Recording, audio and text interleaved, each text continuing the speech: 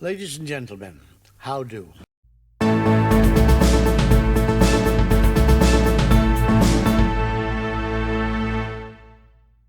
Breaking news. We have just learned that a Minnesota state lawmaker was killed and another lawmaker was injured in what Minnesota Governor Tim Walz called targeted political violence.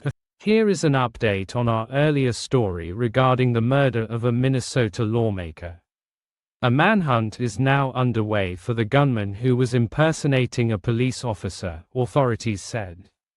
Authorities said they've identified 57-year-old Vance Boelter, 6 feet 1 inch tall, 220 pounds, light brown hair with brown eyes, as a suspect. The public is advised not to approach him as he is armed and dangerous. So we're going to again give some updates, and we will be available to answer some questions once all the speakers have had that opportunity to say a few words. So with that, I'm going to turn it over to Superintendent Drew Evans of the BCA.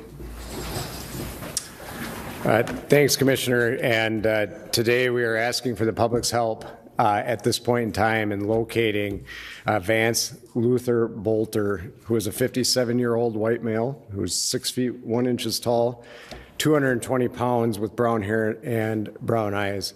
I know this name has been reported in the media so far, and we are confirming as a person of interest that we are looking to locate in relation to this.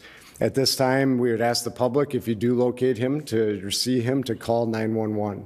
Do not approach him. You should consider him armed and dangerous, and you should call 911 immediately with the information.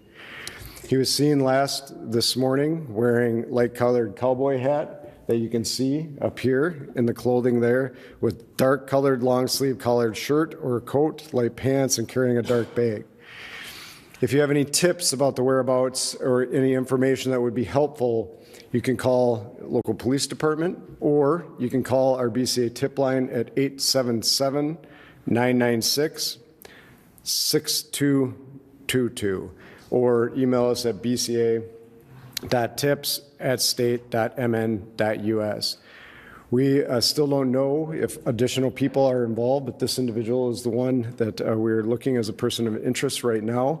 But there may be other people with him, and we would like to speak to anybody that may have had contact with him at any point in time. So please connect with us, even if this has been some time ago today, so that we can follow up and continue to work together to keep our communities safe. And we, as the Commissioner noted, we'll take some questions at the end. But again, we are seeking the assistance of the public in locating him. I want to continue to say, as you see, there's hundreds of law enforcement officers working on this right now for the partners that you see up here today, as well from Champlin, Brooklyn Park, the State Patrol, Hennepin County Sheriff's Office, FBI, ATF, just a myriad of partners working to try to locate this individual. And with that, I will turn it over to the mayor, and we'll answer questions at the end.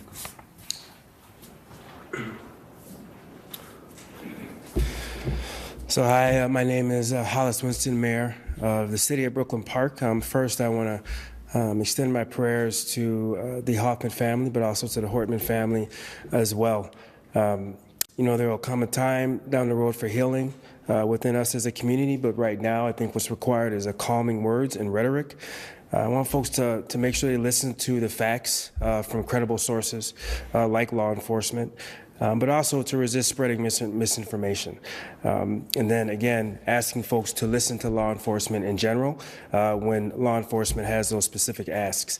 In Brooklyn Park and Champlin and our surrounding communities, in fact, the state, we're very much family. The Hoffman and Hortman families are very much our family. And so our prayers continuously go out to them.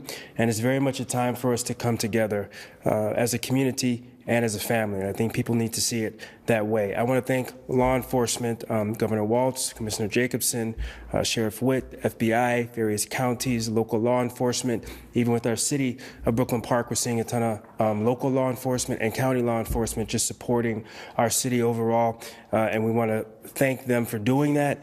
They're dedicated to keeping us safe and to securing justice. I would say to support them again, if you have information, there'll be information behind me. Please share that information.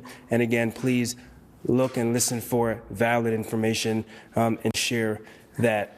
There will be a time to come together, and I think specifically for the city of Brooklyn Park and within our area, there'll be a time where we come together and we work through what we're going through now as a community. But I want to say this. This individual did this to instill fear into our community, but they also wanted to create a distinct and singular point of view. When I listed all of that law enforcement coming together, that was really us as a state, as a community, from all different walks of life coming together to work on what's happening. And I received calls from folks across the state, from all different ethnicities and communities as well, with an outpouring of support. So I want people to understand that as a city, but as a state, as a community, we're very much going to come together. We're going to see this through. And we're all going to work together to figure this out. So again, I want to thank our law enforcement.